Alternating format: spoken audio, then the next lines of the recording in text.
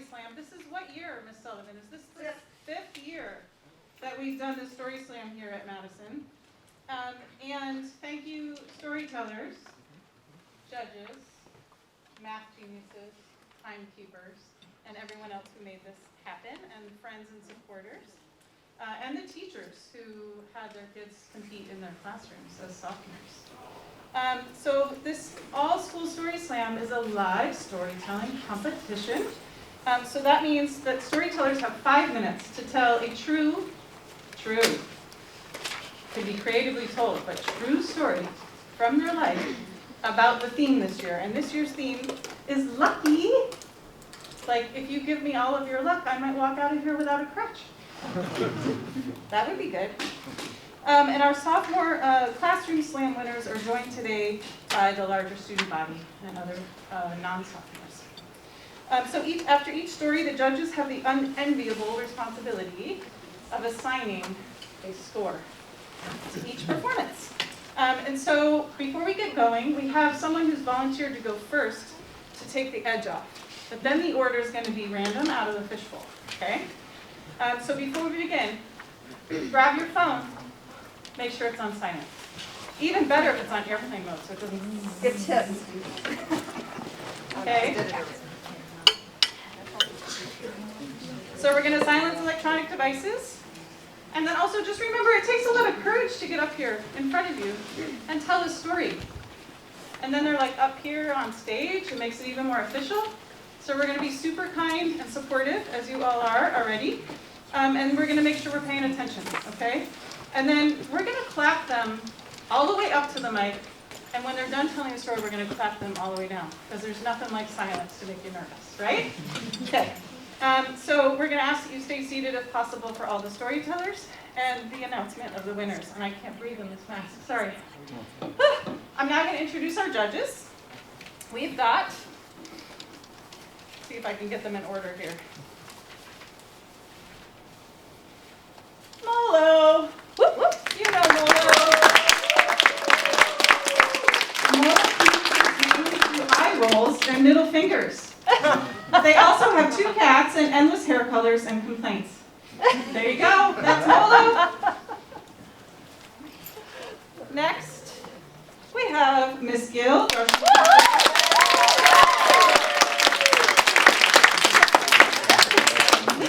Who is a Story Slam winner herself.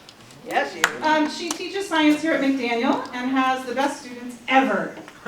She is also a proud Ravenclaw and mother to 2 cats, Mr. and Leo. Thanks, Miss Gill. We also have Kayla Santiago Rodriguez.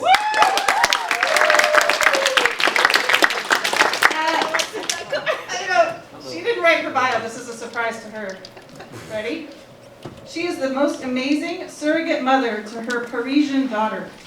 She's also a VP here at McDaniel High School. All sounds true to me.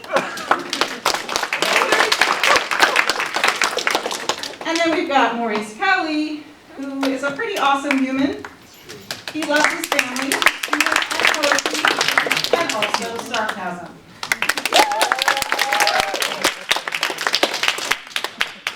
And finally, Judge 5, we have Joseph Tusi. Did I get that right? Yeah, I heard. Tuisi? Tusi's fine. Tusi, sorry. He's an Air Force recruiter. The Rock's bigger cousin. I know. You gotta flex on that one. And he's a pro hair model. Oh my goodness. All right. Watch out, everybody. We also have a couple of math geniuses. We've got Michael Mansour. And we have Vinny Buckmaster, who's going to be our math genius number 2. And we have Charles Sawyer, who stepped up to be our timekeeper. We've already been introduced to Bodhi, who has the digital time display so that you know when you're getting close to your 5 minutes. Okay? And then we also have Fern, who's going to be our musical interludist. Our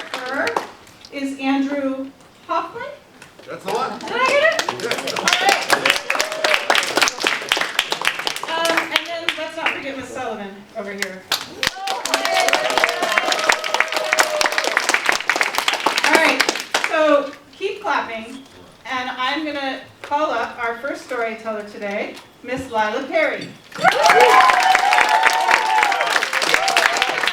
know when you're younger and you do stupid stuff? I mean, like, it's just a part of being a kid.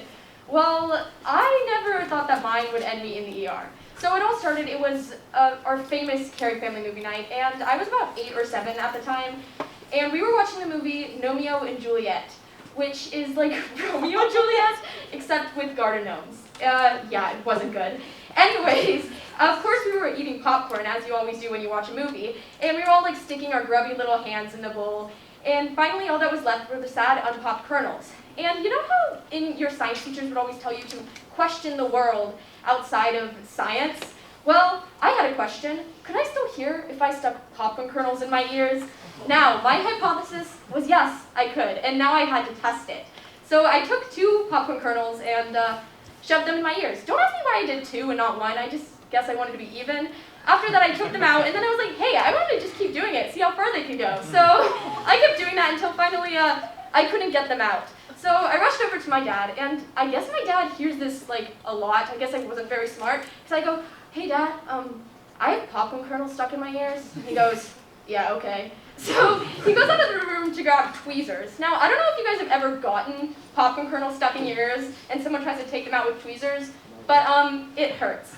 So yeah, he tried that and it didn't really work. So he's like, yo, we're gonna have to go to the ER, which is kind of terrifying for a little 8-year-old to hear. So he sent everyone home and we drove to the ER, which took like about 2.5 hours till we finally got in.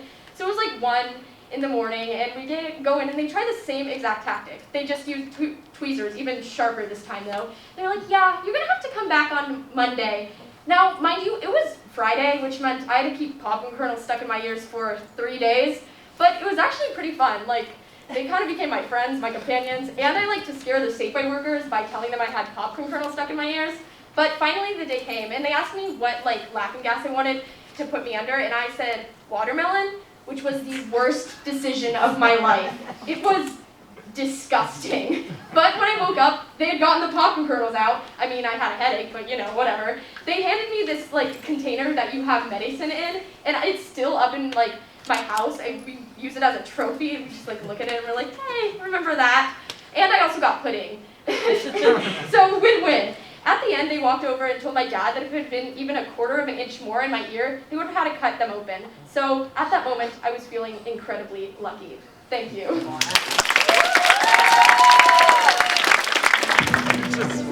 right, I'm going to try not to use the mic so we don't have to wipe it every 5 seconds after I talk. Can you hear me okay? Yes. All right, so just so you know, our first and second place winners tonight will represent McDaniel at the Truth Be Told Citywide Story Slam on Thursday, February 24th, that's next week, at 7 p.m. here in the McDaniel Library. So come back, you'll see folks from all of the high schools competing on Thursday, and a couple of you. All right, put your hands together, please, for Annika.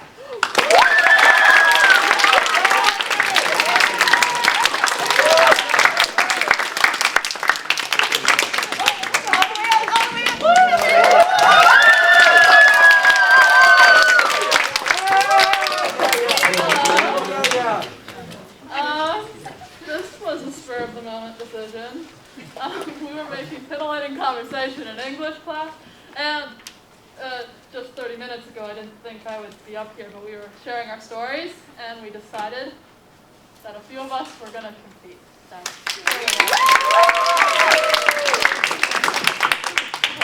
I can do it. I'm a capable lady.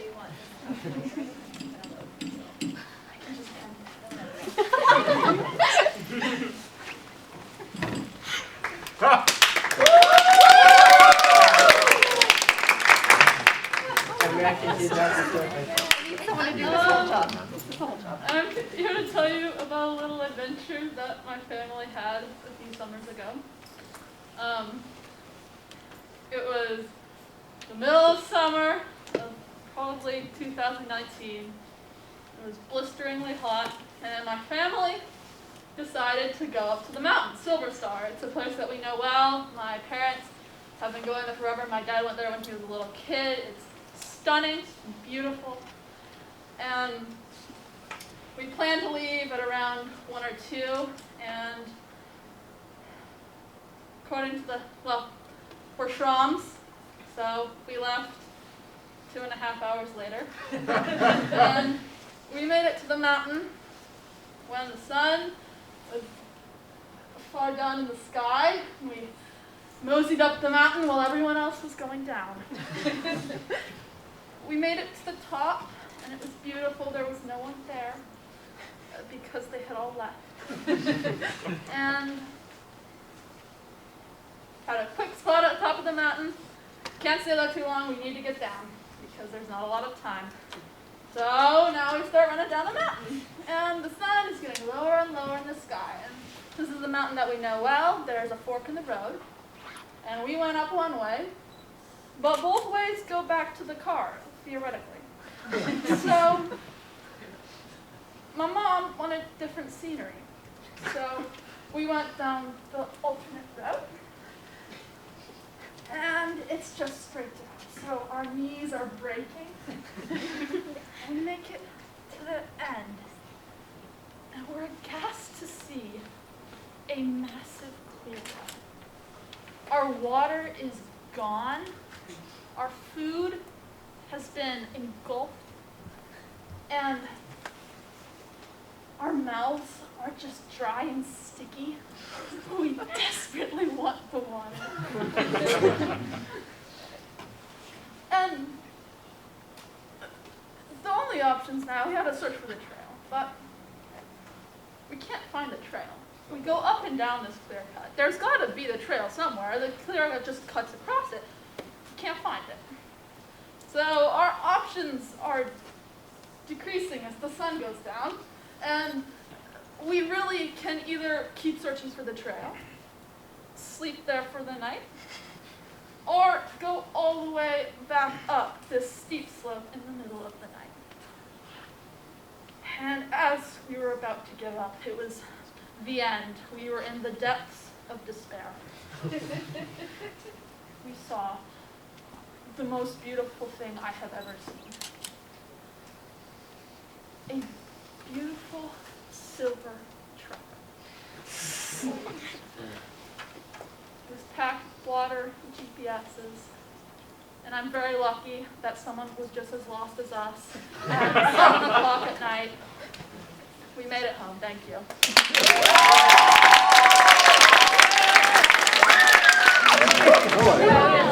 I couldn't have just filmed my life. I thought what I want to do. If you haven't had enough competition by the time this is over, and you're brushing up on your poetry, remember that the annual McDaniel Poetry Slam is happening Thursday, April 14th here in the library. Original poems, you've got 3 minutes to read them. They have to be your own work, to perform them, I should say. And then our winner will represent McDaniel at Firstlandia, the citywide slam on April 28th. At the Schnitz. Ooh. Fancy. Live and in person. Fancy, and it's always sold out. It's amazing. Okay, with a pre-cleaned microphone. Oh, it's clean. Yep. Next up is Lucy Shields. No.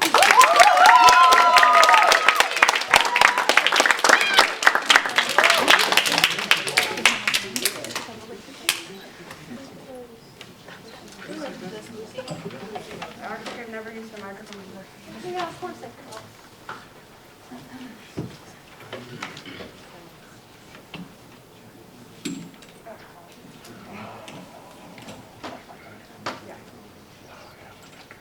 Okay, so when I first thought of a story to say about Lucky, I chose the moment I fell in love with musical theater.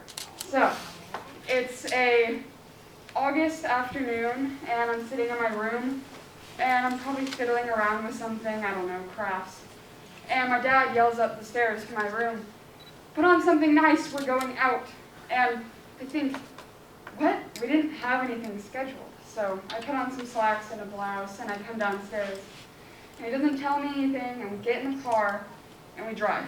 And thoughts are running through my head. Could we be going out to dinner? Why isn't Mom coming with us? And we pull up at the Keller Auditorium.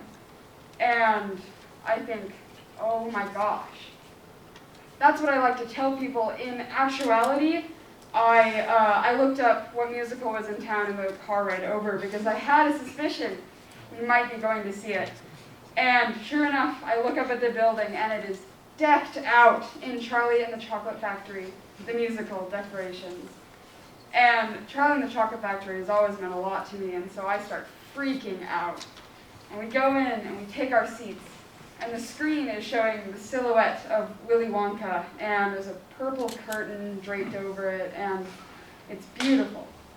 And the curtain rises, and Willy Wonka comes out from behind a gray building singing the Candyman, and the whole audience fades away. Even the balding man sitting right in front of me who I can't quite see over. Everyone disappears, and it is me, and the music, and the story, and it is beautiful. And, I mean, it was living up to Wicked, the only other musical I had seen before, which is pretty high standards. And what really, really stuck out to me was the finale.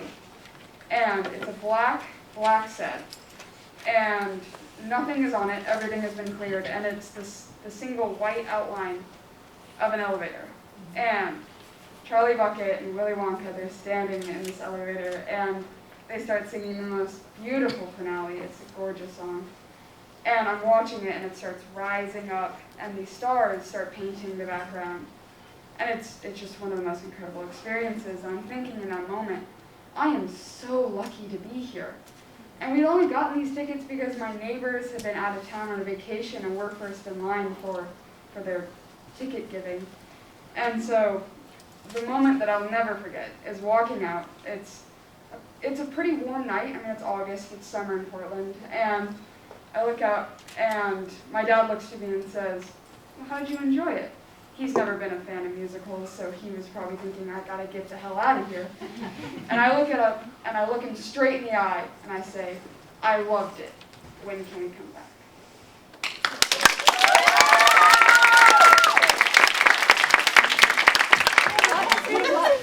Okay, aren't these cool? It's lucky, right? There's like the cars and like it's good. And the horseshoe. If you want one of these were printed by Maves and Sebastian Holmes, a senior, here on site. So if you would like one, come see Miss Sullivan at some time during the event. And Only $10. they're only $10. That's a steal for an awesome t-shirt. Okay, are we ready? Next up is Sydney.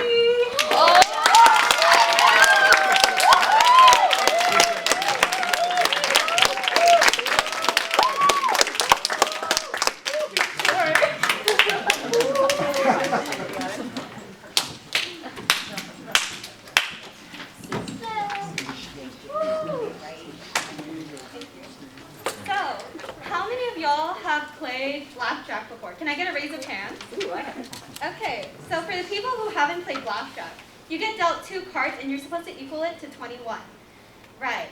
So my family from California comes and visit us, and we gamble every night. Almost every night, basically. So we're playing 21, and you know, it's a good night. I'm getting some good money, right?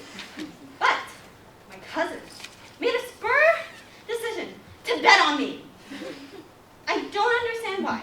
So they were like, you know, hey, she's really good. Let's put some money on her. So I'm like, okay, we're gonna go with it. So I'm like sweating. My hands are like shaking.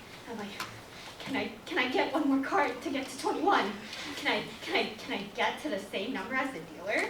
Can I beat the dealer? Can I get 21? Am I gonna get exactly 21? And you know, I keep beating the dealer, which is my dad, which is always good, you know. So, you know, they kept betting on me, even more. And I'm just like this 6th grader who's during summer too. So I'm like shaking. I'm like, oh man, I can't believe my cousins would do this to me. Jesus Christ. Oh man. I'm like shaking. I'm like, oh God. But, you know, I ended up still getting good money. And you know what? At the end of the day, that's amazing, because it's money, and I like money. So that's it. I got money, and I'm never going to trust my cousins again when I'm gambling.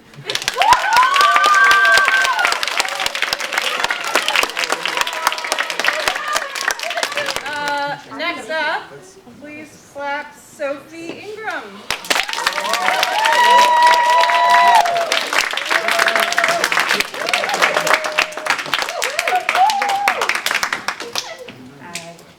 Hi. This is a story about the time I hitchhiked on Mount Rainier. Basically, this happened last summer, and I was camping with my family. On the second day, my mom and my brother decided to go on this big hike at the top of a mountain. I didn't go with them because I famously hate hiking, but a couple hours into the day, I started to feel a little insecure about that and kind of wanted to prove myself. So I set off.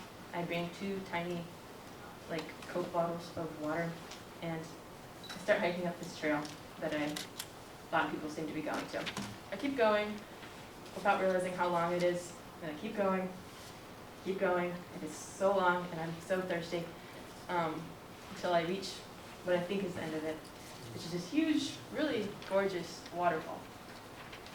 There, I talk to these guys, and they tell me about a route that's 2 miles up more, and apparently has this like really cool lake. So I go with them. Closer to where we think it is, we can't find it. The 2 guys get in this fight, and they decide to leave. Leaving me, I want to find it. So I keep going, even though we can't figure out where the trail keeps going. So I just go off, and I walk around until I'm lost in the middle of this mountain, surrounded by snow, where there's bears and cougars and other stuff that could kill me. So eventually, I get scared and start to climb up the side of this snow hill, and it's all ice really. So I like dig my hands into it, and I crawl up, and then I fall, and then I crawl up, and then I fall, and it's really embarrassing. So eventually I get to the top, and I walk down the road until I find this viewpoint. From the viewpoint, I look around, and I realize only way I can get down is if I walk straight through this road that just has so many cars going really fast for the side of a mountain, and I don't think I could get down safely. So what I end up doing is trying to find mothers and families, people who seem like they would be nice, and see if they could give me a ride back. And all of them say no. So I'm kind of just there. My phone's dead. I know my mom's probably back at camp and is like very scared at this point because I didn't like leave a note or anything. I'm supposed to be at camp and I'm not. So I see this guy, and he's just been chilling there for a while, and I go up to him and I'm like, can I get a ride? I start to regret this as soon as he says yes, because I kind of like take in him, and I don't want to judge people by their looks, but he's like really old guy and like no teeth, and by that I mean like no teeth, like maybe a couple, like I couldn't really understand what he's saying, like no teeth, and so I get in this black van. He has to move all this random crap out of the front that just seems kind of suspicious, so I can get in. I try to buckle my seat. It doesn't work. So we're going down the side of the road. It's just me and him. He's telling me about his life. Can't really understand him. And I learned he's a photographer. And he thinks my name is Sylvia. And my name is Sophie. It's not Sylvia. Eventually anxiety comes in that he could kill me or kidnap me. So I tell him to drop me off at the first hike back that we get to. I get there, and I just start running down this 5-mile thing because it's almost sunset. I feel like my mom and my brother got back to camp 3 hours ago, and so that's 3 hours of me being missing on a mountain. So I'm running, and I get back to camp, and I'm just ready to see my mom and my brother, and no one's there. And I'm really confused, and I'm like, I'm back, guys, it's okay, and no one's there. So I just kind of sit there for like 30 minutes, and then they came back from looking for me because they were terrified that I was dead. They're mad, they're pretty mad, but at the end of the day, we just kind of sat around the campfire, and we're very lucky that I wasn't dead.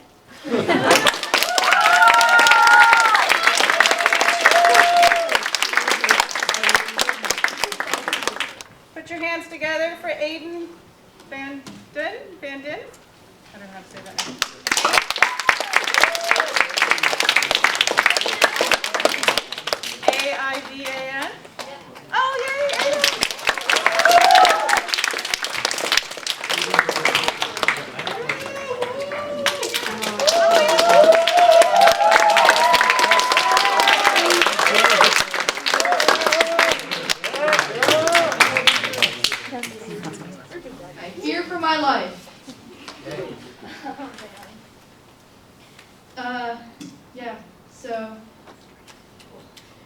this is the story. It's a story from when I was younger and both my parents worked. So over the summer, I had to go to this after-school thing called Hand in Hand. If you've been to Roseway, you probably know of it. It was fine. Funnily enough, though, just want to start with this, that this story also includes a bit about Willy Wonka and like Charlie and the Chocolate Factory. I thought that was funny because Lucy's story is also about that. The weirdest thing to line up, you know? Like, of all the things to synchronize with two stories, Charlie and the Chocolate Factory. Whatever. Moving on, I had to go there over the summer, and every week there'd be like a different theme. One week it was wheels, and people bring like bikes and scooters and skateboards, and they race on the blacktop and fall and break their bones. Another week it was bubbles, and like they bring out, you know, the big tubs. They put the sticks in, and put the thing up, and it makes a really long bubble. Well, one week I had an idea for a Willy Wonka themed week because at the time it was my favorite movie, the old one, not the new one. Ooh boy. And one of the ideas for this week was that every day a new kid would get to be Willy Wonka, which meant they would wear a hat and participate in more activities than the other kids. Not entirely sure how I figured that one out, but, you know, 8-year-old me. And I did this with the goal in mind that I would be Willy Wonka. He's my favorite character. A guy who could murder children. Great! Totally. I idolized him as an 8-year-old. Murder those kids, dude. Love it. We stand Willy Wonka. Anyway, yeah, so that's what I wanted to do. And I asked the teachers, you know, I came up with this week, can I get a freebie? Because it was going to be a random thing. Like, they would give out a piece of the chocolate, if you opened it, and it had a piece of paper in it, then you get to be Willy Wonka. But they're like, no, we want to be fair. Total buzzkill. Not fair at all. I put so much work into this. I made the poster. Come on. Give me something here. No, they want to be fair. And I was like, fine. I'll just look for the chocolate that has a piece of tape on it and take it, and then it'll be fine, right? They put tape on random ones. So I couldn't cheese it. Totally unfair to me, personally. They're attacking me. Honestly, I don't... These counselors, man, they want to be fair. Totally unfair to me. So, you know, each day I keep not getting picked, and I'm like, come on, there's only like 30 kids here. I have a chance, right? No. I keep not getting it. And the last day for me was Thursday, not Friday, because I had to leave on Friday. And it was the last day, and I was like, oh God, I'm not going to get it, am I? My dream to be the child murderer is not going to work out. I don't get to wear the hat. I brought that hat, you know? It's my hat, but I don't get to wear the hat. And so I get my chocolate, and oh my God, it's a Kit Kat. They're never in the Kit Kats. They're never in the Kit Kats. I'm like, God dang it. So I go around and find a random kid, and I'm like, here, take my, do you want to trade, please? And they're like, okay. And I thought, there's no way I'm getting this, but at least I get candy. And I open it up, and guess what I find? Found the paper. I got to be Willy Wonka. I felt kind of bad for that girl that I totally screwed over. Like, I bet she was looking at her Kit Kat like, God damn it. How did I get a Kit Kat? Of course she said, God damn it, at 8 years old. Everyone did. But I was having a great time. I felt too good and proud of myself for wearing my own hat to feel bad for this poor girl who didn't get to do it. Honestly, one of the best days of my 8-year-old life.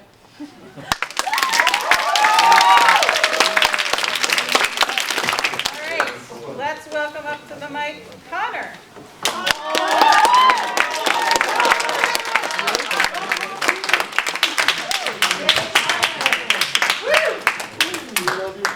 Boy, can I take this off? Yeah. Yeah, please.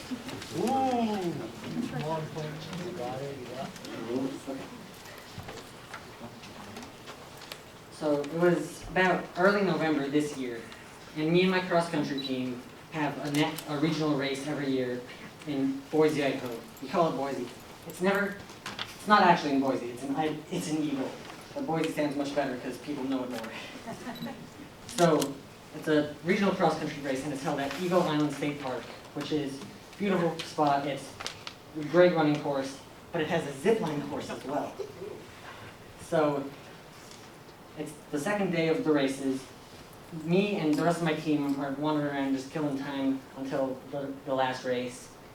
And we look at one of the big zip line towers that's right over by where the main race action is happening. And we're like, what if we climbed that? So we scouted out some more. The door is unlocked at the bottom of it, and we're like, yeah, this could happen, this could work. But it would be too obvious. There's a bunch of people right around this race. There's a guy in the scissor lift filming it. You'd get caught instantly. It wouldn't be any fun. So, but every zipline tower needs at least one other thing to zipline to, and that happened to be on the other side of the lake. So we walked all the way to the other side of the lake, all the way around it to go climb that zipline tower. So, on the way over there, we assessed the situation. We're like, okay, best possible outcome. We go up, we go down, we don't get caught, have a great time. And then what we thought was the worst was we get caught by the race security, but all of us there had already ran, so it's not like they could kick us out from our races, and then we would have already been on the tower, so win-win anyway. So we approached this other tower. This door wasn't unlocked, but there was a hole big enough for us to climb through it, so of course we do. We climb up the many flights of stairs. This is like 2 to 3 stories tall, which is, now it doesn't sound that tall, but it was very tall in the moment. So we're up there. It's a beautiful view. It's a great day out, very clear, and so we get to watch most of a race, and we notice that people see us. Like, we're looking down because we're very tall, high up. See people notice us. We wave. They wave. They don't care. We're like, great. We're good by regular people. And then we see one of the race security people look at us and walk away, and we're like, great, even the security doesn't care. We're set. So we're chilling up there for like 5 more minutes. And then we hear someone yelling at us from the ground. And we look over the edge, and there's the state park rangers down at the base of this tower. So we start running down the stairs because they're yelling at us to get down, and we're panicking because we didn't plan for this. We thought it would be fine. So we go down the stairs, and they yell at us, don't run from us. I'm like, yeah, no, we're a bunch of cross-country kids. We can do that, that's fine. But we don't run for them. Don't run from police. So we talk to him, and he's yelling at us like, what are you doing up there? Like, there's signs that say, do not enter because it's dangerous. And then one of my teammates turns in and looks at it. Oh, there are signs. And I'm like, don't blow it. Like, come on. We don't even live here. So he's like, where are you from? We're like, we're running unattached. We're from Oregon. We're like, do all Oregon kids do this? Just pass on towers and do climbing? We're like, no, we don't have that here. So we talked for a good, it felt like an hour. It was probably like 3 minutes. We talked, he lets us go, and we slowly walk back around to the other side, like to where we set up our tents and like for the race. And we just kept it cool. We didn't say anything to the parents. And also, by listening to this, you can't tell anyone else. So we were very lucky to not get caught or in trouble. Thank you.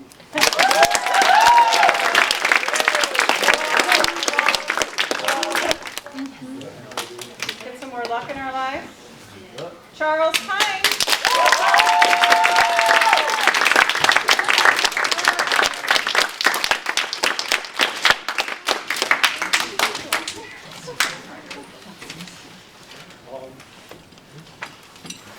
Hi, I'm Charles. I'm telling a story about a rafting trip I went on that didn't end very well. It was about 2 summers ago. We went to the Deschutes River for vacation. Me and my sister, around the 3rd day, decided we wanted to go rafting. And all we had was like a blow-up raft that we had for years and a couple crappy life jackets. But we thought it'd be fine. We looked on Google Maps. We saw one whitewater area, but we thought it'd be fun because we'd been kayaking in whitewater before. and it worked out fine then. So we, get in the raft, push off, and it was really great at the beginning. The sun was out, there were birds flying around, and it was a lot of fun until we came across aforementioned whitewater area. We starts out, there's just a couple rocks. We're fine until we come across this huge log that stretches out across the width of the entire river. There's one small end opening on the left and one small opening on the right. So we initially start to the left. But as we get closer, we realize that that opening is too small, so we start going right. And then as we get closer, we realize that that opening is too far away. We won't make it. So we go back to the left, and we ended up in the middle. So we get sucked underneath the log. We come up, I'm laughing, falling out of things. Before it was funny. And my sister came up right next to the raft. She grabbed onto it. And I was not so lucky. I was on the other side of the river. Water started moving. We got rushed away. And, we were freaking out. My life jacket was not asphyxiated appropriately. And so, we're floating down the river. I see a branch, and I'd seen movies before. I figured this will work out. I'll grab the branch. I'll be fine. I grabbed the branch, and I couldn't hold on, and I got dragged through the rest of the branches, the rest of the tree. I hit my head, and I lost my life jacket. So I was starting to really panic. I was treading water, floating down, white water, trying to get out of the way of rocks and failing. My legs were being dragged through them. My sister, bless her heart, threw her life jacket to me and missed completely. She missed the entire river to the other shore. So, that didn't help much. But after a while, I was able to grab a rock. I pressed myself against it and pulled myself up, and I just kind of laid down. My sister said that after seeing me laying down on the rock, she thought I was dead. So she keeps floating down. She thinks I'm in trouble, so she yells to these kids that are cliff diving, and she says, she didn't have much faith in people, so she thought, I'll tell them, if I tell them that he's 14, they'll never go help him. So she yelled at them. She said, "He's 8 and he's dying." So they wanted to come help me. So they come down to the shore and they come up with a plan. They're going to go to the rock, and then they're going to have me get back in the water, and then they're going to toss a life jacket to me and grab my hand and pull me out. I said no, because that's a crazy idea. It will never work, and I'll die. So, say no, they say no. Seriously, it'll be fine. And so they go, and my dad, standing on the top of the shore, he yells down, he tells them, "Don't do that." Thank God, because I'm very easy given to peer pressure, so I probably would have done it. I probably would have ended up killing myself because I didn't want to say no to these strangers. So we ended up having to wait for the fire department. They're setting up a pulley system, they're getting the raft set up, That takes about 2 hours. So I'm stuck on a rock for 2 hours with a kid who thinks I'm 8. And he's younger than me. He seems about 12 or 13, and he's talking to me like a child, which was very believable. It's like I was 5'4" and 90 pounds. You could believe that I was 8. And he's talking to me. He's like, "Hey, do you know how to swim? Do you think? What grade are you? What's you doing in school right now?" So I said, "I'm 14 and I'm a freshman in high school." He looked very surprised. I didn't know why. I didn't know why he thought I was a child. I learned later it's because my sister's an asshole. So, we're stuck 2 hours on a rock, and ended up being a pretty horrible day. But luckily I didn't die. I'm alive. Overall a pretty shitty vacation. I had bruising all down my legs. My legs looked yellow and purple for weeks. But overall, it was a pretty fun story.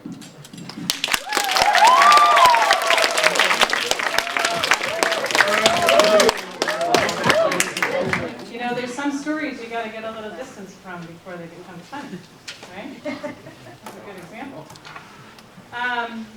All right. We've got several storytellers left. Lots of entertainment coming your way. And right now we've got Hayden.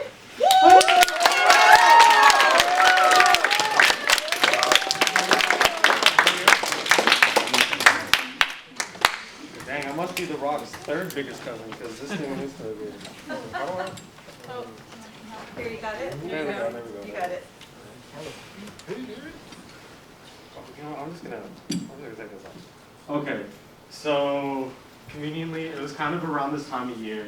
It was Valentine's Day, and my parents were gonna go on their second honeymoon. I don't know why, they kind of hate each other. But they were getting their bags ready, they were about to leave, and my mom does this thing where she has to take a crap before she leaves the house. It's just essential. And so she's like, hey, boo-boo, I got a couple of rules to tell you. And I'm like, where's my mom? Oh, she's pooping. So I go over to the bathroom, and she poops with the door open. I don't know. And I go over, and I'm like looking at the wall. I don't want to watch my mom poop. She's like, while we're gone, I got a couple rules for you. You gotta take care of your baby sister. I was like, all right, that's easy. You gotta make sure the house is clean. Okay, rule 2, easy. 3, I can't leave the house. I'm like, man, this is Valentine's Day. I gotta be able to do something, right? I'm like, all right, I'll deal with this later. And then she's like, okay, go upstairs, talk to your dad. He's got a couple rules for you. I'm like, all right, cool. So I leave the bathroom, and I go upstairs, and I start talking to my dad. He's getting ready. He's getting his clothes on. And he has one thing to tell me. He says the same thing every time he's about to leave the house. He says, nobody in, nobody out. And so, all right, easy. So everybody's getting ready. We're mixed. So we have that white people sense of organization, but we're still on what my girlfriend's dad likes to call colored people time. So everything's really slow, but it seems fast. And so they're getting out the door, they got all their bags, and they're leaving. They got one thing to tell me. We got trackers on your phone, so don't go outside. It's a lie. It's a lie. Nobody's tracking me. But they leave, and the moment they leave, I'm like, yeah, I'm gonna leave the house. I'm gonna leave the house. And it's not quite Valentine's Day yet, so I wait a couple days. It's the weekend, and I'm about to leave the house. I'm taking out this girl. And we're gonna go to the mall. She's never been to the mall before, so I'm psyched. And right as I'm leaving the door, I look at the couch. I'm like, "Hey, Pearl. Hey, baby sister. I'm gonna leave." Baby sisters love telling you. I'm like, yeah, I'm just gonna be out for a minute. She's like, "Oh, no, you're not." I'm like, yeah, I am. And I gotta come up with something on the fly. So I'm like, I'll bring you back Takis and Arizona tea. She's a hot Cheeto girl. So she's all for it. She's not going to tell me. So I leave the house, and we go to the mall. It's a great date. We sit down, eating some, what do you call it, Panda Express. We're eating Panda Express. And the last thing on my mind, I'm so nervous. Last thing on my mind is, will you be my girlfriend? That's the last thing. I'm thinking, am I eating my chicken right? Is this going in my mouth right now? And she pops the question, will you be my boyfriend? I'm like, oh. What? I said yes. I didn't know what else to say. I was so freaked out. I was like, yes, ma'am. And, date's over. I feel much better. We're going on the train home. I'm like, oh my God, I'm the luckiest man on earth. Oh, no. And I get home, and my sister's on the couch. She gives me a little wink. She's like, I got you, baby. I got you. And I'm not going to tell you. And so I get home, make us some mac and cheese. We're eating our dinner. Next day, my parents get home, and the car pulls up. I'm like, house is clean. I turned my location off, so they're not going to find me. My sister's taken care of. I'm going to be just okay. So they walk in the house, and they're bringing in the bags. And I ask them how their vacation was. And they're like, oh, it was great. Instead of actually going on vacation, we just went into a hotel down the block. I'm like, they see me? They see me? They didn't. It's okay. So they asked me how my weekend was. I'm like, I didn't sneak out at all, and I was a good son. And then I was like, oh crap! I just told on myself. Yeah, that probably wasn't smart. My phone was gone. I went from lucky to very unlucky in 2 seconds flat. Thank you.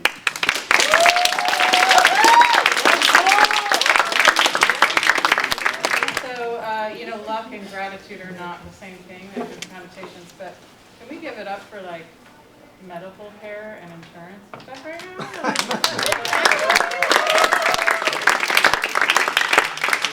All right, next up is Weston.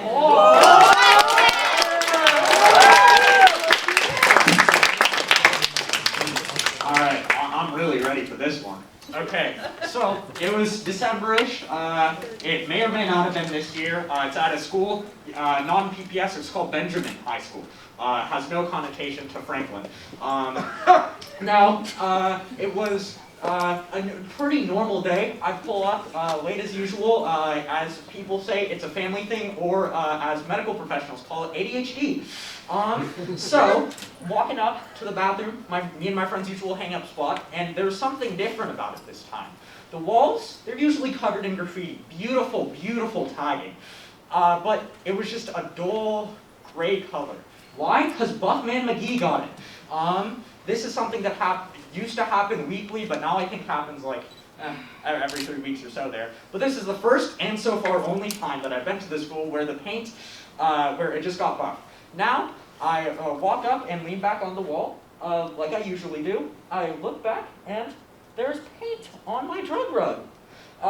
And after 5 minutes of me getting angry, yelling about it, freaking out, I realize I have an amazing opportunity here.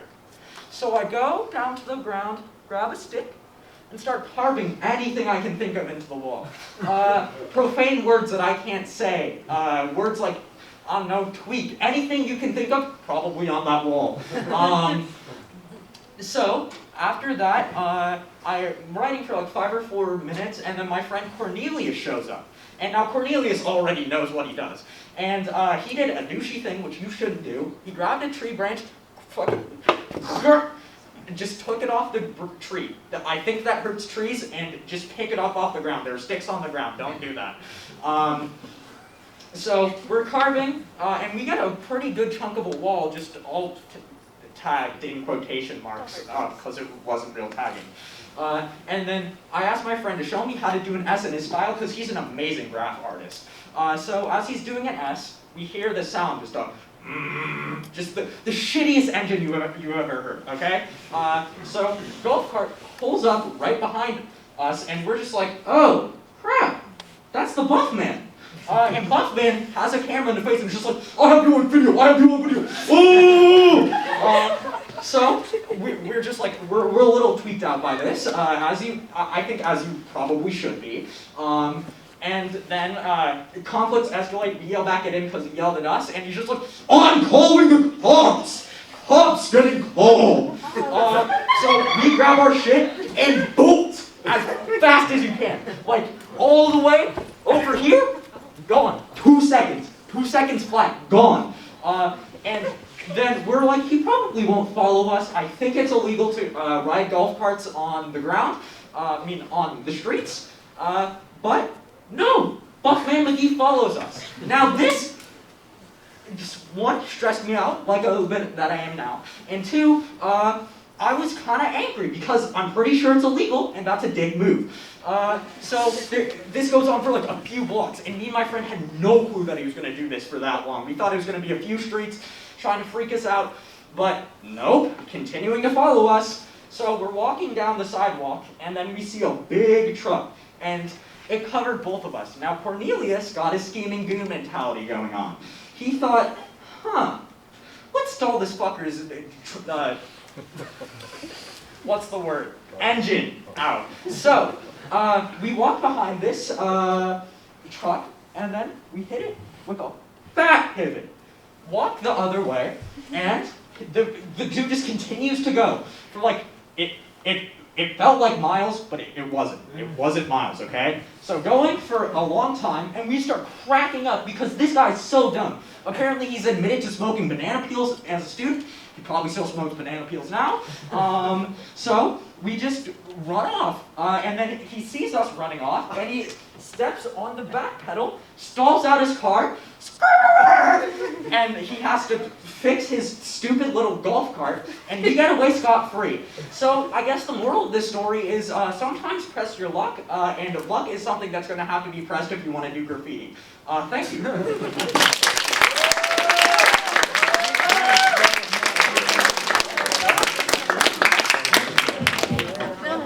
Okay, we have a handful-ish of storytellers left. So we're gonna call up our next storyteller, who is Non.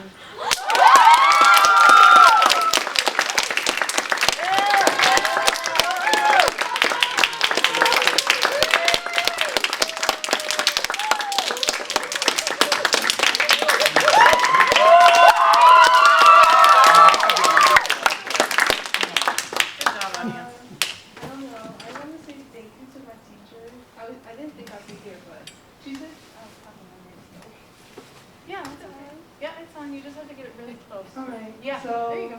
I wasn't born here. I was born in Vietnam. And you know, the only English words I knew were elephant. And so like once I got here, I was like 7.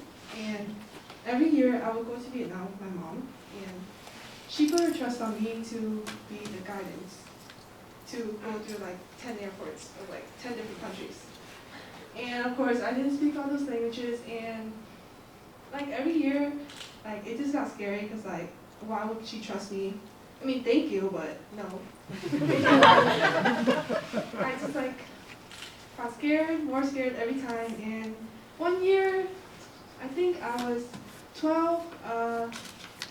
My passport expired, and I didn't even know this until like I was in San Francisco. And you know, I got through.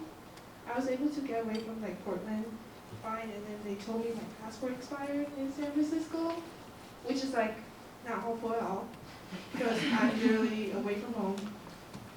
So I started freaking out. I told my mom what they told me, and she didn't trust me for once at the airport.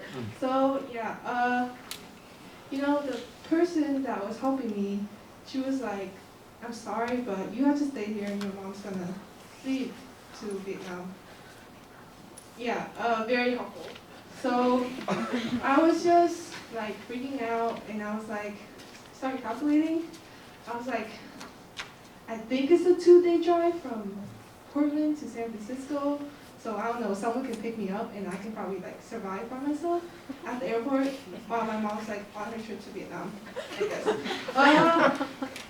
Yeah, it helped me though, so can't complain. But the person, I guess it was like 11 p.m. and someone who finally spoke Vietnamese, he was like, I think I can get your help, or get help for you. And yeah, this lady, she came with her daughter. She was literally on her way to work. Oh wait, no, she was on her way home. She was on her way to home from work, and it was like super late at night, and she brought her daughter with her.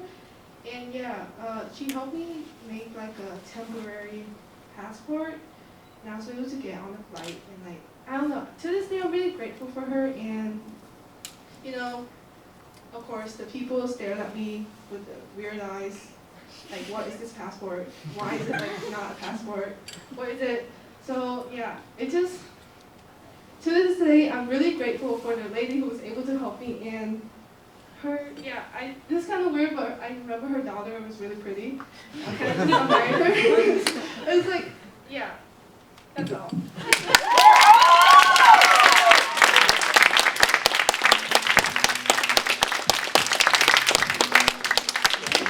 You guys, I moved here a little over 20 years ago, and I still, every time I look up and I see the mountain, I go like, you know, it's so beautiful. We're so lucky. Some places are flat, and have that beauty staring them in the face. I have a cousin in Illinois. There's nothing there.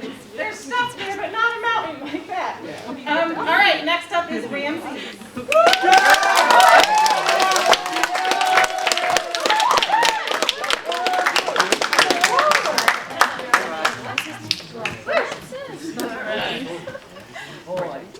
Just a quick introduction before this. that came out really quick. Me and my friends were like, all right, I'm gonna go and help you. And I was like, all right. But then when I came here, I was like, oh, they got fancy seats. I want to sit here. And they were like, no, this is for storytellers. And I was like, all right, then I'll be a storyteller. Basically, I just came up with my story in the last 30 minutes, so enjoy. All right, this story, I'll start back in my motherland, Mexico. Yes, sir. Like, I really love Mexico. It's a really cool place, and it has some really good beaches. And you know, I love that stuff. And there was this place that me and my family would sometimes go. I don't know, every year, I don't know, when we were in vacation.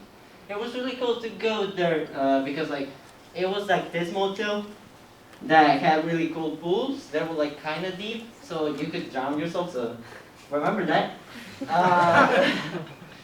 And it was really near to the beach. And like, we would also like to be there because it was a fun thing to do and it was really specific.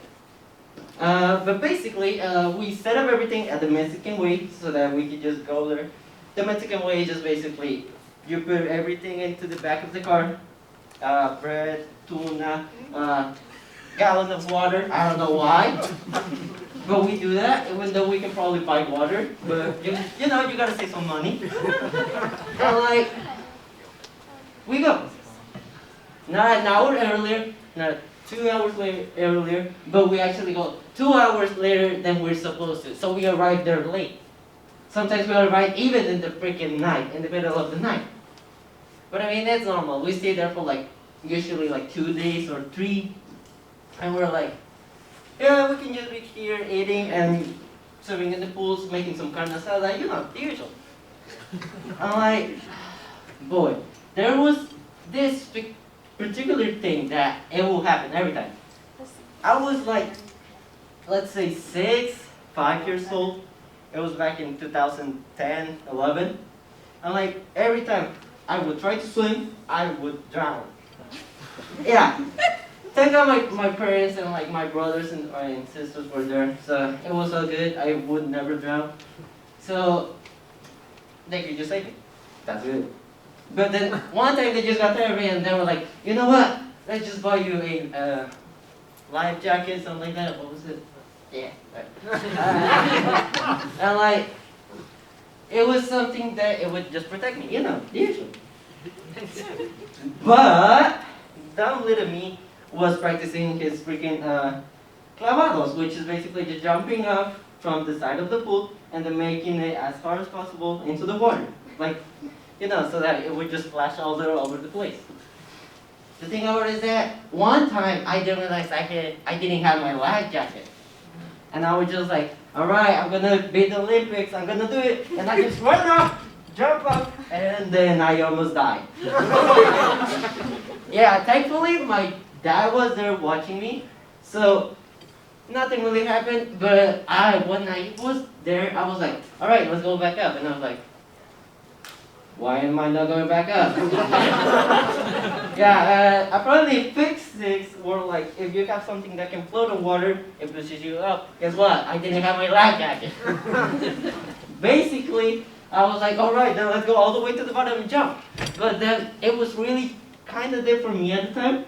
So it was kind of hard for me doing this thing. So eventually I could drown.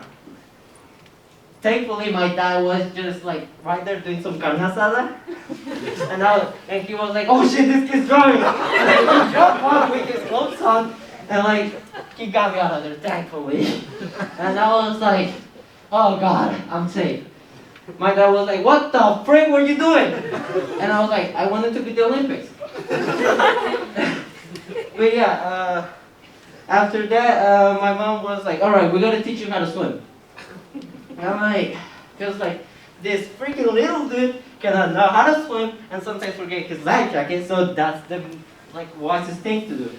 So they taught me how to swim on that day, and thankfully, I'm really glad and really lucky that first, I learned how to swim, and second of all, I didn't die. So yeah, thank you.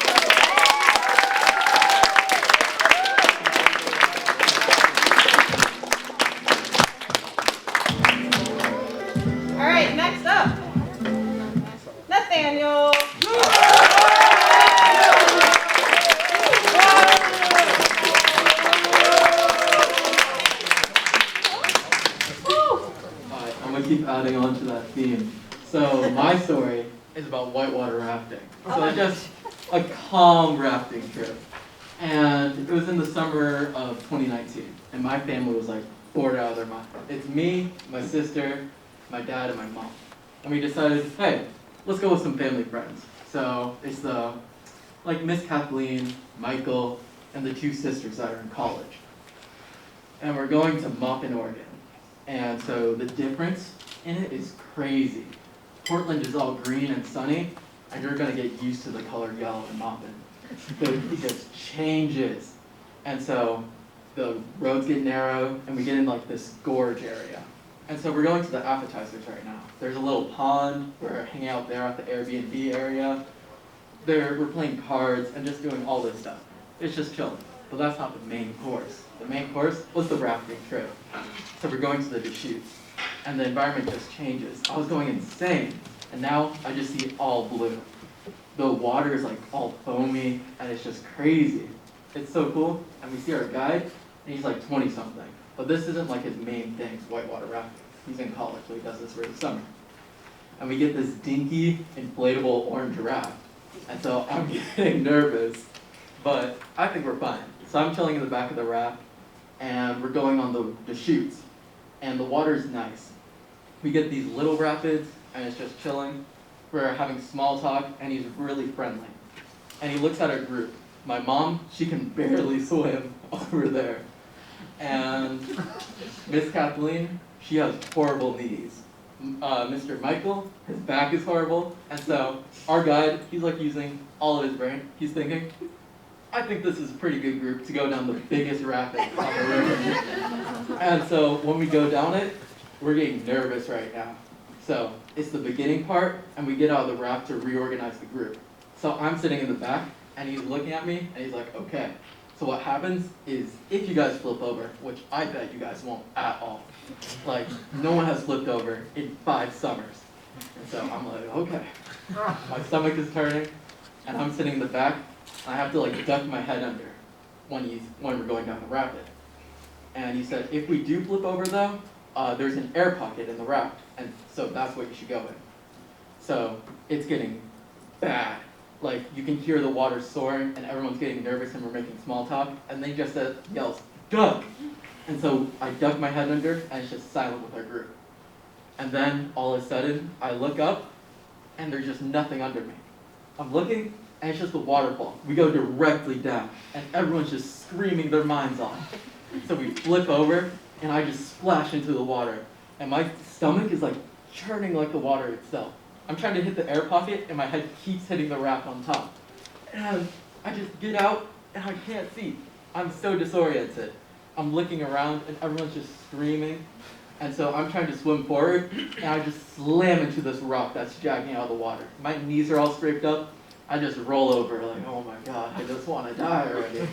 And so I see my guide, and I'm like, oh my God, thank you so much. And you know what he does? He hits me in the face with a paddle. It feels like I just got baptized. Like my head is ducked backward.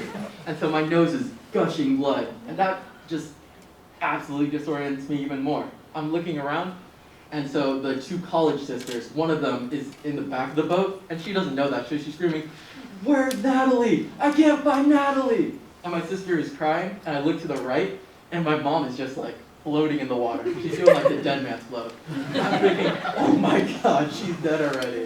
And I see my dad on the shore, and he throws me a rope, and I'm like, okay, this is my real savior. So he pulls me out, and I'm safe. And all my family gets to the shore where there's the other rafting groups, stuff like that. Our instructor is kind of embarrassed, but he's like, oh, I guess that's just what happened. All around, I feel really lucky that our group, nothing really bad happened, I guess. Kind of all in our heads.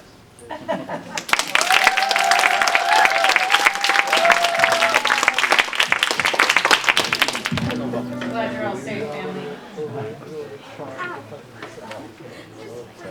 All right, our next storyteller is Cedra.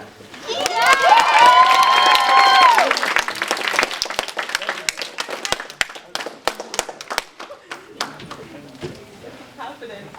Okay, so this is going to be the second story about my family getting lost in the woods tonight. And like Annika said, if you know my family, there are two things that you know about us. First of all, we never leave on time. And second of all, whenever we go on our adventures, we normally don't have a very good, concise plan of what we're going to do. We just kind of like go do it and see what happens. So we were going to Florence, Oregon like 2 summers ago, and we were going to go for a camping trip for the week. And we hadn't decided where we were going to camp, because we were going to get there and we were going to figure it out. So we were driving down, and we left late, like 2 hours, and we were getting there, and it's about to get dark. So we find this little campsite, and we pull in, and we look around, and it's not really what we want. It's got really small campsites, and they're all paved over, and they're all like super crammed together, and they're right by the highway. So we're like, okay, we're gonna continue on, and we don't really want to camp here. But my dad was like, okay, look, you guys, we should just stay here for the night, and then tomorrow we can find a campsite where that's actually better than what we want. And I'm pretty sure that we're gonna stay here tonight no matter what we do. But we're like, no, I think we should continue on. So we get in the car and we continue on. And our plan was to find a little backwoods road and find a dead end and camp there. Because we were thinking, okay, that'll be more secluded, maybe there'll be a nice view, maybe find one on a mountain with some streams. So, and for some reason, I'm put in charge of the directions. So I'm given the phone and I look for a good little road to go down, and I find this whole network of roads that lead up this mountain, and they're all like Forest Service roads. So I'm like, okay, I'm gonna lead there.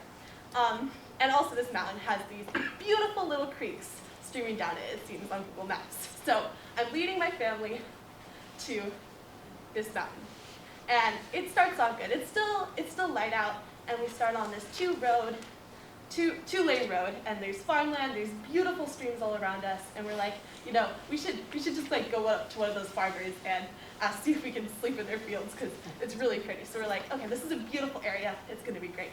So we continue driving along, and we get to this gravel road, and we're like, okay, this is what we want. We want to get down a gravel road and get to a dead end and then camp there. So we continue on. And after like an hour, we're not really finding anything we want. And it's dark now. So my mom finally takes the phone from me, says, here, can I see that? And up to this point, they have been blindly following me, like not even asking questions. They've been followed by every single lead. Wherever I point, they go. So she takes the phone from me, and she says, you know how we haven't been seeing any creeks, even though you've been telling us that there have been creeks? Yeah, those aren't creeks. Those are how the water can drain down the mountain, possibly if it's rained a lot, and they're not accurate. So, and also where you're trying to lead us, which is across this mountain, is around 5 hours away, and this road is not very good. It's got really big holes, and our car has a clearance of about this much, because it's a minivan, and it's also a hybrid, which means all the batteries on the bottom. And it's new, so we can really ruin it. So then, but no, we did not turn back. She said, okay, let's just continue on. We'll definitely find a dead end. This is gonna happen. So we continue on. Now, 2 hours later, it is completely, absolutely pitch dark. And we are completely, absolutely lost. And no, we never turned back. Because at each point we're like, okay, at this point, like, we're gonna find a way out quicker than if we turn back. Like, there's no way we're gonna be lost longer than it would be to drive, I don't know, 1.5 hours back. So, we're completely lost, and it's completely dark. And I'm like, okay, at this point, we're gonna get murdered, or there's gonna be a bear, or we're just gonna have to, or I'm just gonna, like, we're not gonna get enough water, and I'm crying. I don't take emergencies very well, so I'm panicking and not helping anything at this point. And my family they're handling all right. Everybody else in my family is a little bit better at emergencies, so it's all right. And we continue, and we're completely lost. And finally, we find this path that leads down. And we're like, okay, great. It leads down, that's off the mountain. So hopefully that will get us back to civilization. But the road is getting worse and worse because as water drains off the mountain, it like erodes things. And if you're going on a road that goes straight down, that water is gonna run along that road. So there are big potholes, and our car, like I said, has a very little clearance. So we hear scraping, we hear bumping. We're like, oh my God, hopefully we're gonna get off this. And finally, 4 hours in, at 1 in the morning, we reach a paved road. It's this nice highway. And we don't know where we are, but our GPSs and our Google Maps have started aligning up. And I forgot to mention, but they were not aligning on the mountain. So we had no idea which road was the right one. So we finally know in the general area where we are, and we're on a road, so we're like, okay, we're gonna make it. And we're feeling pretty happy. But every single campsite we go to near this area is closed, and we can't find a campsite. So then we drive back to the original campsite, and we camp there for the night.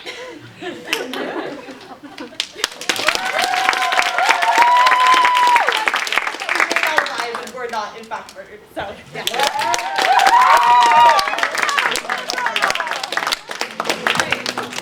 We have 3 storytellers left. And next up is, I hope I don't mispronounce this, Ciara. Did I pronounce it correct? Ciara!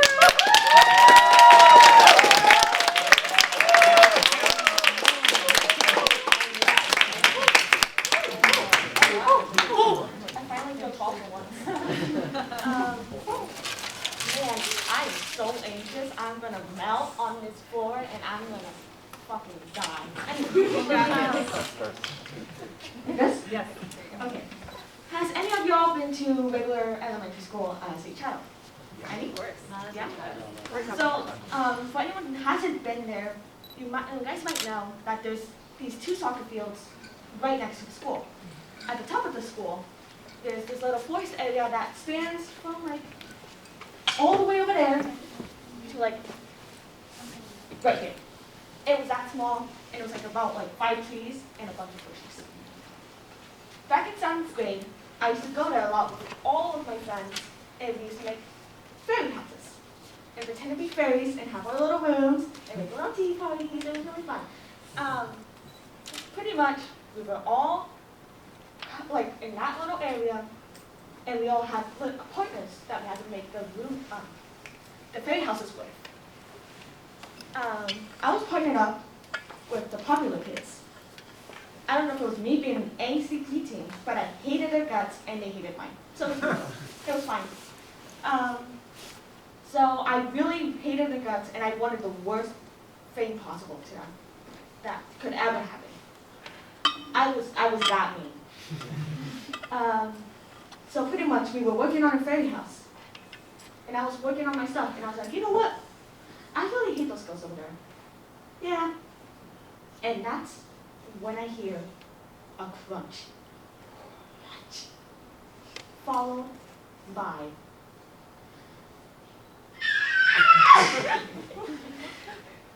bees. Bees were everywhere. Okay, I want everyone to buzz at the same time. And at 3, 2, 1. It was like that, but way louder. You could hear all the bees. They were like having their own little conversations as well. Like, oh, but you could hear all the bees just like swarming around, and then you could hear like the cries of like the little girls getting stung.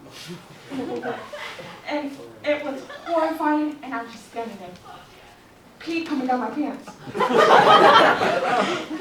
I was standing there, and that's when my mind started to work. It usually doesn't, but like it was starting to work, and it was telling me, Sierra, you need to get the hell out of here and don't look back. I ran.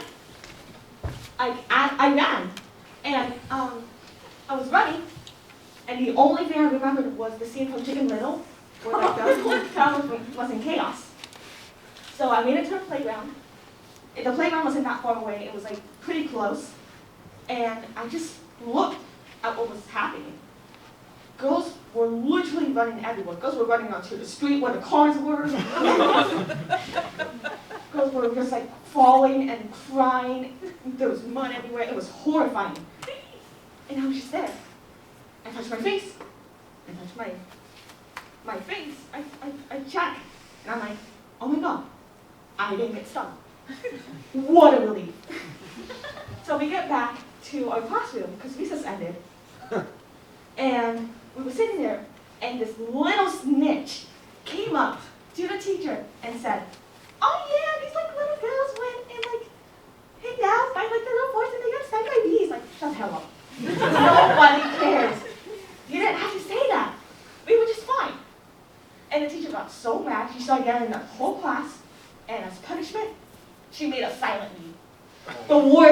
getting to a fourth grader. And the aftermath was the place got fumigated. Nobody could be there for like months. And every now and then, I just go back to the school. I go to the same exact spot where the beehive was. And I just stand there and think, wow, if I would have gotten stung, it would have been a buzzkill.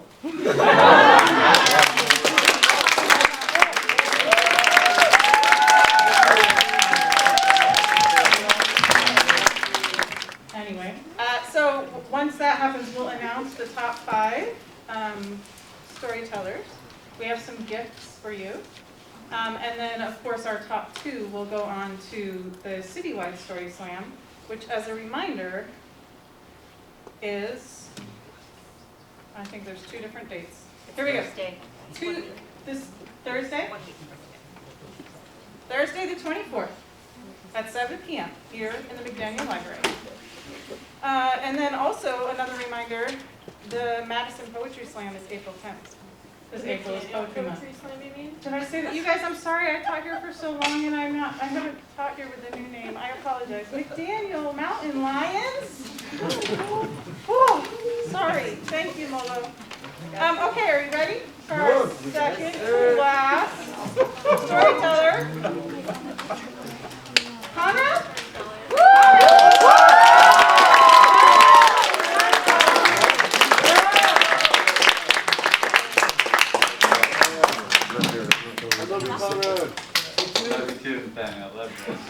Okay. I'm a big I came here, signed up, thought I would have an opportunity to share some stuff I've written lately, but didn't know there was a prompt, so I just wrote something quickly. Yeah. Okay. One sec. Keeping composure, thinking of luck, luck, luck, luck. Hope I got it, luck. Devoid completely.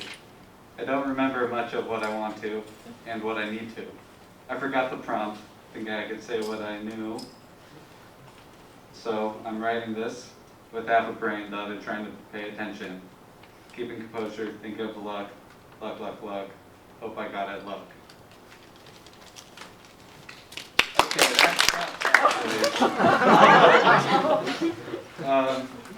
yeah, I'll think of something better.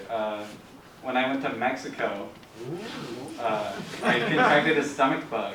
So don't eat watermelon off the sidewalks. Yeah, I talked to Ramses about this actually in chemistry. We ate Little Caesars from the corner, not off the street.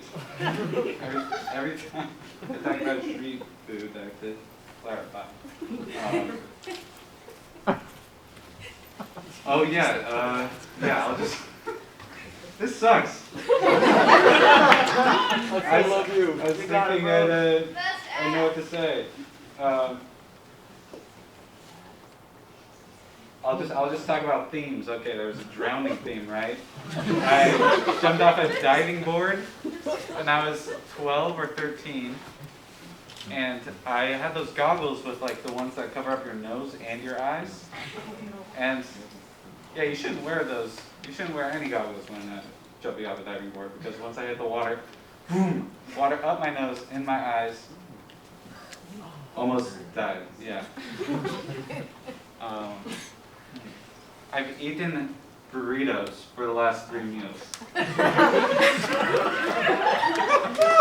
So I needed to fart this whole time.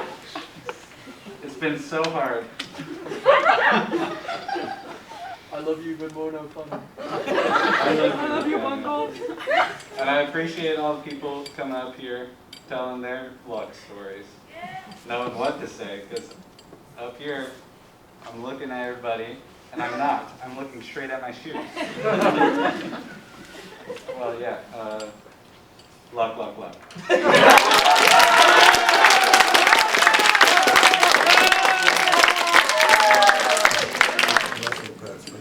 Hi.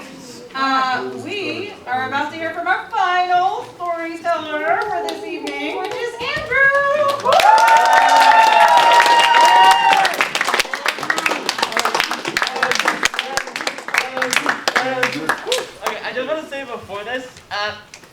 Hold it to your mouth. No, I had no clue what my story was gonna be. Is this thing on? Yes, it is. I had no, I was racking my brain for like the last 30 minutes of Flex. Like, what do I want this story to be? And my mom comes in clutch and reminds me of this story, so I'm really lucky to have her. Alright. So, this is probably around 2018 or 2019, around that time. And I am walking into the Humane Society for the second time. I've had 3 pets so far. One of them was this old beagle named Bella. Loved her to death. She saw me more as a puppy, bit me in the face. That's a story for a different time. Unfortunately, she had to be put down due to kidney failure. My second pet was a cat. This old cat named Sophie Snuggles. Her front paws were declawed, and she really liked me. Every day I would come home from school and see her sleeping on my pillow, and it made me feel so special. Unfortunately, we had to put her on medical release. We couldn't afford her medical bills, and last I heard, she was living out her last years. She was a 16-year-old cat, so she was really old. And last I heard, she was living out her last few years with someone who could afford to take care of her. But this is about my third and current pet. Now I just want to say this. I really do not like the design of the Humane Society building. When you go into the dog area, it's just this Epcot death march around corridor after corridor filled with dogs you can't even pet. What's the point? On top of that, the dogs objectively have it worse than the cats. They all have these like little boxy areas with like bed, food, and water. Well, the cats have like whole play places for them to jump around on. It's so prejudiced. But back to the cat area. As we walk in, we can see a little window with kittens. And there's this cute little thugger, this pure black cat, just both beady eyes kind of just staring at me. So I go over there, and I figure out his name, Gunner. And for whatever reason, like, something says to me, it tells me, get this kitten. My mom is a bit apprehensive. Our only other cat was 16 years old. This cat is like, not even a month old is wrong. And like 6 months old maybe. So we decide we'll take a walk around the cat area, see if there's any others we like, and if we can't decide on another, we'll like pay Gunner a visit in like one of the little meeting areas outside of the in the Humane Society building. So we take a lap around, we see some of the other cats, and I mean, of course, they're cats. They are cute. I love them all, but I like Gunner more. So we go back to the area, we want to arrange a meeting with him, but he's gone. Some other family is going to arrange a meeting with him at the same time. So we have to buy time, so we walk around the cat area, the dog area, the little areas with like the cat and dog toys, until we can finally see Gunner. And this poor kitty was exhausted. He was with another family who was thinking of getting him. So we come into the area, they bring him in, they put him on the bench next to me, and he crawls into my lap, curls up, and naps. Aww. It is the most adorable thing I've ever seen. I was just like, mouth agape, just, oh my god, this is the most adorable. Like, if all gets to see, like, she's smiling too, she knows, this is the cat. Like, I can tell before she even says anything, like, this one is ours. But after this meeting where it's literally just me, like, it's literally the Humane Society person and my mom talking while I just stroke this cat. And it's like, I'm not even paying attention to what they're saying. Because, I mean, I know this is it. This is my cat. But, so, after the meeting, we go into like the little back areas where you actually get to sign the papers to get the cat.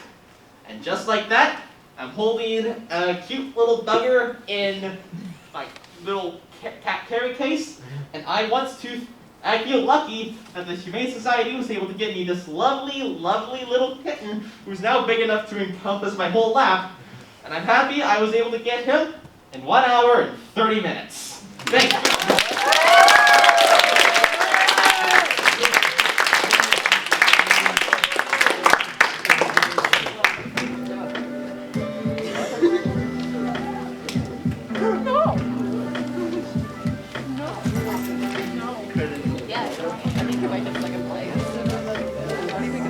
That's exactly how we ended up with 2 cats.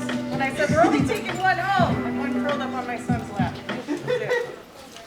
So they are doing their work over here. So let's give the judges and the math geniuses and the timekeepers a round of applause.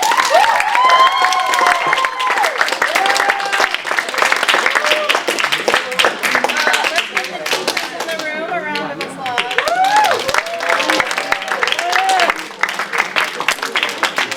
Storytellers, all of you.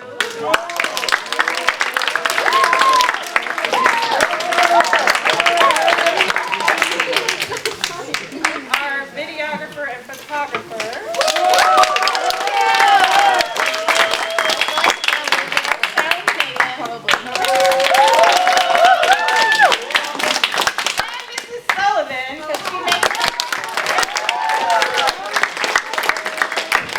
So 5th place, drum roll, is Ramsey.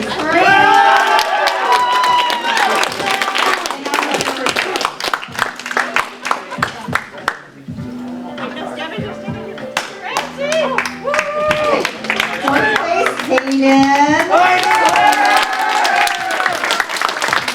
And 3rd place, we have Nathaniel.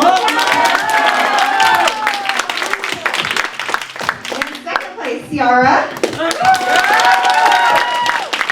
in 3rd place, Lucy. Please join me.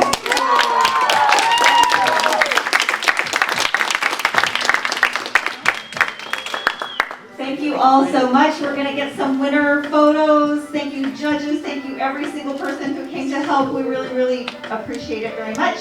And I guess that's it. Thank you, Time to go home. Thank you.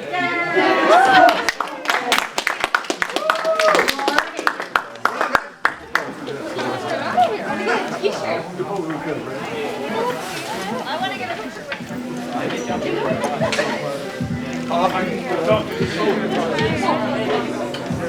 have to get a see ya. Do you want a photo or are we going to tweet? You guys